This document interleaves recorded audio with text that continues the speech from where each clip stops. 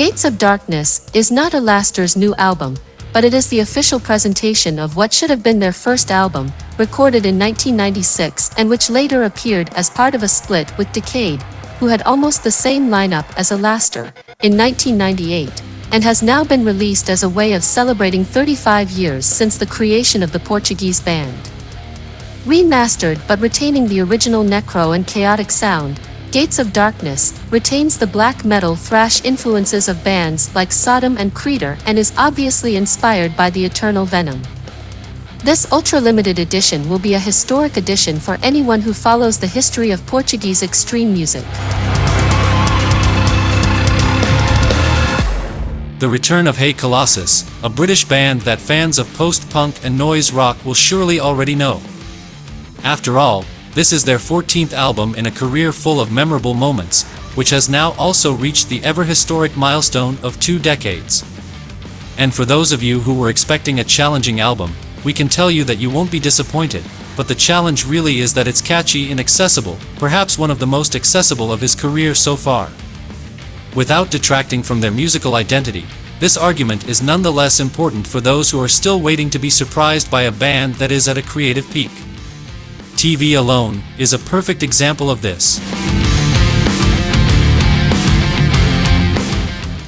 I'm sure it's just me, but the feeling I get is that Feuerschwanz are working at a breakneck editorial pace, with no room for rest. They released an album in 2020, a split with Powerwolf in 2021, as well as a live album and a new album of originals, having released an album of covers in 2022 and now another album of originals. The formula doesn't change, and that's just as well, since they don't lack inspiration either to bring out another series of festive folk metal songs that can easily captivate those who like this mix of worlds, to whom singing in German will certainly not cause any confusion. A short but extremely effective album. Another debut from the ever-attentive people at People of Punk Rock Records, this time Downstater. We don't know much about the band, as we got to know them through the label's Bandcamp and couldn't find much information about them. However, what really matters is the music, and it was the music that had us completely mesmerized. There isn't a weak moment, it's hit after hit. Call Me When You're Dead and Don't Wait For Me are perfect examples of the great addiction that this album is, as it presents authentic classics in succession. With a debut like this, the bar is set high for the future, but we believe these guys will never disappoint.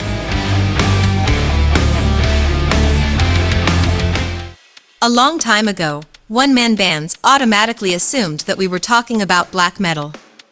That's not the case with this German project, although some of the aesthetics and even the name might indicate it. What we have is vintage electronic music that takes us back to the 1980s and the soundtracks of John Carpenter or The Goblin, without much of the brilliance. Although I understand the impact this could have on nostalgic fans, Killing Season unfortunately doesn't impress or captivate, and is suitable for those who are nostalgic for the type of music and imagery mentioned above. Therapy are one of those bands that easily, even without knowing their sound, represent an era in alternative music. A very distinctive blend of punk, noise rock, and, why not say it, grunge. It's a band that already has enough history behind it for some fans to have gotten stuck in some of its periods, where the inevitable Troublegum is a clear reference, which always means that new works are met with a considerable amount of resistance. However, in trying my best to avoid the enthusiasm that this new album provokes, I believe that Hard Cold Life has all the elements that the band's fans are looking for. Let's forget the definitive classifications and say that this is the band's best album ever. It certainly won't be, but it definitely has all the necessary characteristics to make it a very enjoyable 30 minutes. Especially for fans of their more melodic side.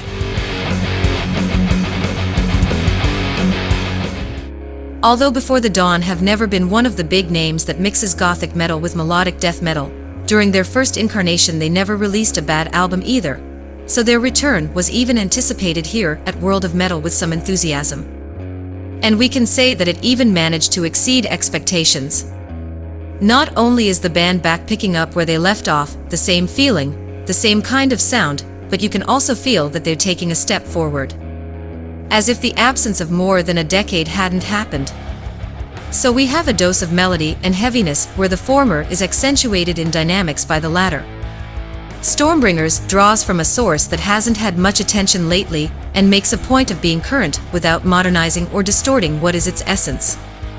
Add to that a good set of songs, and this is probably their strongest album yet.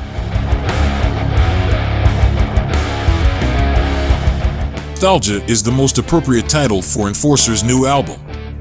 Zenith was not very well received and is still, at least for me, the least appreciated album of their career, being a disappointment in terms of the heavy metal power that was expected from the Swedish band. So my expectations are even higher for this new album, which, surprisingly, isn't the path-breaking album that was expected.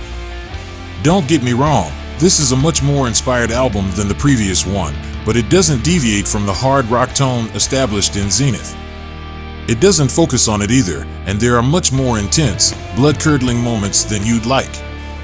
Nostalgia then manages to draw our attention back to Enforcer, proving that even the greats are allowed a slip or two, knowing that they'll come back in force, as was the case here.